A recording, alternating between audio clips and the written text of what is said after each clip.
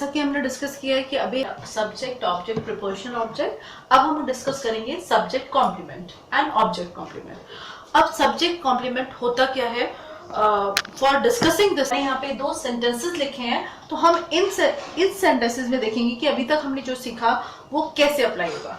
So the first one, Ram is singing a song. In this one what is there? It is a simple sentence, जो sentence है मेरा, और इसमें हमने अभी तक क्या पढ़ा कि वर्ब क्या होता है, सब्जेक्ट क्या होता है। मैंने वर्ब से स्टार्ट किया था। वर्ब वो होता है जिसकी 3 फॉर्म्स होती हैं जो एक्शन करता है। Fine. So in this one what action is going on? Ram is singing a song. क्या एक्शन हो रहा है? Singing. So this is known as verb.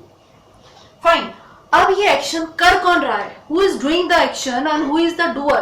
That is Ram. अब यहाँ पे राम आपका क्या हो गया? Subject. We have done this thing. Clear? अब राम काम क्या कर रहा है? What Ram is singing? Ram is singing what? Ram is singing a song. So this is known as what? Object. Object क्या हुआ? जिसके ऊपर एक्शन हो रहा है। तो अगर मैंने पूछा Ram is singing a what? Ram is singing a song. या what Ram is doing? So Ram is what Ram is singing? Ram is singing a song. तो यहाँ पर ऑब्जेक्ट होने के लिए what is must? Singing must be there. As we have discussed, यहाँ पर कौन कर रहा है? राम कर रहा है, इट इज सब्जेक्ट। और क्या कर रहा है? It is known as what? Song. It is known as object. तो जब भी हम ऑब्जेक्ट की बात करेंगे हमारे पास verb must be there. Fine. अब हमने देखा राम है हमारा सब्जेक्ट, सिंगिंग हमारा वर्ब है जो एक्शन हो रहा है, और क्या एक्शन हो रहा है? That is a song. So in this one और a is known as article. Fine. It is object. अब ये वाली चीज मेरी क्या बची? This is known as helping verb. ये आपका क्या हुआ? Helping verb. अब ये हेल्पिंग वर्ब है, तो ये वाला हमारा क्या हुआ? This is known as main verb. अब इस वाले सेंटेंस को, सेकेंड वाले सेंटेंस को डिस्कस करने से पहले अभी we are going to discuss about this helping verb. तो अब इस जो हमने अभी सेंटेंस डिस्कस किया उसमें इस फॉर्म को समझने के लिए firstly will have to understand all these things. अब क्या है इस जो हमने बात की थी जिसमें हमारा हेल्पिंग वर्ब आ रहा था। Now what is this? It is a form of be. Be की जो है उसकी फॉर्म है ये। बी की कितनी फॉर्म होती है? बी की 8 फॉर्म होती है, which I have written there. Is, am, are, be, was, were, been and been. अब ये बी में क्या होता है? Is, am, are. Everybody knows what is am, are. Is क्या होता है? ये प्रेजेंट टेंस के लिए यूज करते हैं। वॉज, वर हम पास्ट टेंस के लिए यूज करते हैं। बीन हम लोग थर्ड फॉर्म के लिए यूज करते हैं। बीइंग हम इसकी आईएनजी फॉर्म होती है। अब इज एवरीबडी नोज, इज हम सिंगुलर के लिए यूज करते हैं। He is doing this work, Ram is doing this work, whatever it is. Am जो हम यूज करते हैं वो आई के लिए यूज करते हैं। आर हम प्लूरल के लिए। जो बी मेरा होता है ये किसके साथ में यूज करते हैं? या तुम विल बी, शैल बी, इस तरह से हम यूज करते हैं, या फिर we are going to discuss it with modals, might, could. Fine. इन सब चीजों के साथ यूज करते हैं। अब ये हमारा होता है पास्ट टेंस। वॉज सिंगुलर के लिए, वर प्लूरल के लिए यूज करते हैं। Been third form of verb, has been doing this thing. Being जो है आईएनजी फॉर्म है।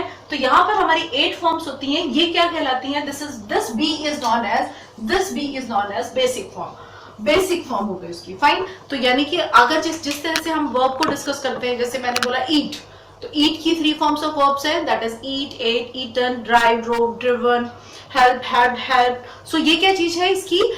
ये वर्ब की 3 फॉर्म्स है। अब मैं अगर आपसे पूछती हूँ कि वर्ब की बेसिक फॉर्म क्या है, तो इट मींस वर्ब इटसेल्फ। जैसे मैंने बोला ड्राइव, ड्रोव, ड्रिवन, तो ड्राइव क्या हुआ? जिससे चीजें डिराइव होती हैं। ईट, एट, ईटन। ईट वर्ड जो वर्ब है, फर्स्ट फॉर्म ऑफ वर्ब है। ईट वो क्या है? वो डिराइव कर रही है बाकी टेंसेस को, बाकी वर्ब्स को डिराइव कर रही है। तो ईट या ड्राइव अगर मैंने एग्जांपल लिया तो वो क्या हुआ? उसका बेसिक फॉर्म हुआ। सो इसी तरह बी जो है ये इसका बेसिक फॉर्म है। As we have discussed, अब तो यानी कि बेसिक फॉर्म वर्ब इटसेल्फ है। चाहे कोई भी मैं ले लूं, गो, वेंट, गॉन ले लूं, कम, केम, कम ले लूं, या फिर कोई भी मैं अगर वर्ब लेती हूं, उसकी 3 फॉर्म जिसकी भी हो रही है वो क्या हुआ? उसका first verb that is the verb itself is known as basic form. दूसरी चीज मेन वर्ब, जो भी मेन वर्ब होता है उसकी 3 फॉर्म्स ऑफ वर्ब होती है। चाहे मैं इज, एम, आर ले लूं, या मैं गो, वेंट, गॉन ले लूं, या फिर मैं कम, केम, कम लेती हूँ, ईट, एट, ईटन लेती हूँ। So what is this? It means जो वर्ब होता है उसकी 3 फॉर्म्स होती हैं which we people have discussed। तो अब यहाँ पर अभी हम फिर से वापस फर्स्ट वाले पे आते हैं जिसमें हमने डिस्कस किया था। तो यहाँ राम है। राम क्या है? आपका पार्ट ऑफ स्पीच की क्या हो गई? नाउन हुआ। किस टाइप का नाउन है? What kind is there? That is proper noun. Singing verb है। इज हेल्पिंग वर्ब जो अभी हमने डिस्कस किया, इसके 3 फॉर्म्स ऑफ वर्ब हो गई।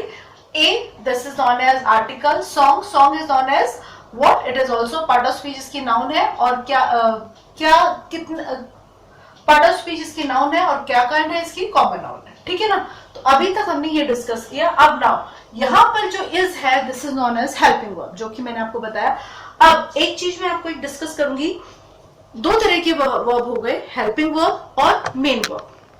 अब बच्चे मुझसे पूछेंगे कि मैम हेल्पिंग वर्ब क्या होता है और मेन वर्ब क्या होता है। फाइन, अगर कोई भी मेन वर्ब जो एक्शन कर रहा है, कोई भी मेन वर्ब जो एक्शन कर रहा है, उससे पहले इज, एम, आर, वॉज, वर, ये सब आते हैं या बी की फॉर्म आती है, this is known as helping verb. जैसे यहां पर मेरा हुआ ये मेन वर्ब है, और इज, एम, आर, ये वाला मेरा portion is, this is known as helping verb. अब मैं सेकेंड सेंटेंस अगर मैं ये लेती हूं, this one, Ram is a teacher. अब यहां पर इज आ रहा है, अब ये यहां पर हेल्पिंग वर्ब है या नहीं है, think about it. is known as here is not a helping verb. Why? क्योंकि helping verb के बाद में मेरा main verb आ रहा है, यहाँ पर मेरा कोई भी आपको main verb नहीं दिख रहा है। अब अगर ये मेरा यहाँ पर, अगर मैं कहती हूँ यहाँ पर ये helping verb है, तो फिर main verb कहाँ गया, क्योंकि कोई भी सेंटेंस बिना main verb के कंप्लीट नहीं होता है। फाइन, तो अगर मैं यहाँ पर ले रही हूँ राम इज अ टीचर, तो यहाँ पर इज मेरा क्या हुआ, मेन वर्ब हुआ। अब मेन वर्ब मैंने जैसे आपको डिस्कस किया था, मेन वर्ब की 3 फॉर्म्स होती हैं, तो यहां पर अगर मैं इज लेती हूं तो इज, एम, आर 3 फॉर्म्स इसकी हुई, तो यहां पर it is working as a main verb. Fine, अब यहां मेन वर्ब आ गया है, a is known as article, वही एक्शन आता है, फिर से वही क्वेश्चन आता है जो अब तक हमने डिस्कस किया है। हम पार्ट ऑफ स्पीच और उसका नाम और काम दोनों चीज हम डिस्कस करेंगे। तो Ram is a teacher, Ram क्या हुआ, we are talking about Ram, तो Ram is known as subject, ये मेरा मेन वर्ब हुआ। और राम क्या है, व्हाट इज राम, तो राम यहाँ पे हो गया एक टीचर है। फाइन, लेकिन अब मैं आपसे पूछूंगी, जैसे हम लोगों ने ऑब्जेक्ट डिस्कस किया था, तो उसमें हमारा क्या था, राम, अगर मैंने पूछा सब्जेक्ट क्या कर रहा है, या लाइक जैसे पहले वाले पूछे Ram is singing what, Ram is singing a song. अब यहां पर मैंने आपसे बोला था this is known as object, लेकिन this teacher is not an object. अगर मैं ऑब्जेक्ट बोलूंगी तो ये गलत है। क्यों गलत का, रिसीवर, एक्शन का रिसीवर कौन होता है, ऑब्जेक्ट होता है। अब यहाँ पर एक्शन, जो ये एक्शन हो रहा है, इसे कौन रिसीवर कर रहा है, दैट इज सॉन्ग। तो यहाँ पर that's why this is known as, action का रिसीवर क्या हुआ, ऑब्जेक्ट, सॉन्ग हुआ। लेकिन अब मुझे इस सेंटेंस में आप बताइए कि क्या आपको इस सेंटेंस में कहीं एक्शन दिख रहा है, राम इज अ टीचर, यहां पर एक्शन क्या हो रहा है, एक्शन नहीं हो रहा है, तो that's why what is there, it is not an object, ये ऑब्जेक्ट नहीं है, तो इसे हम क्या बोलेंगे, ये क्या कर रहा है, सब्जेक्ट को, ये सब्जेक्ट को, नाउन को कॉम्प्लीमेंट कर रहा है। जैसे क्या हो जाएगा, इसके लिए एक नया वर्ड आता है, that is known as subject complement. अब सब्जेक्ट कॉम्प्लीमेंट का मतलब क्या हुआ, ये मेरा सब्जेक्ट है, ये word this teacher is complementing to Ram, that is subject. ये टीचर यानी कि कौन है टीचर, राम टीचर है, यानी मैं बात किसके बारे में कर रही हूँ, राम के बारे में बात हो रही हो। राम को क्या चीज कॉम्प्लीमेंट कर रही है, टीचर, कि राम क्या काम करता है, Ram is working as a teacher, so Ram is a teacher. तो ये क्या हुआ, यहाँ पर ये मेरा हुआ सब्जेक्ट कॉम्प्लीमेंट, यानी कि कोई चीज, कोई, ये सब्जेक्ट कॉम्प्लीमेंट का काम क्या है कि ये सब्जेक्ट को कॉम्प्लीमेंट कर रहा है, ये बता रहा है कि सब्जेक्ट का काम क्या है इस सेंटेंस में। So that's why it is known as subject complement.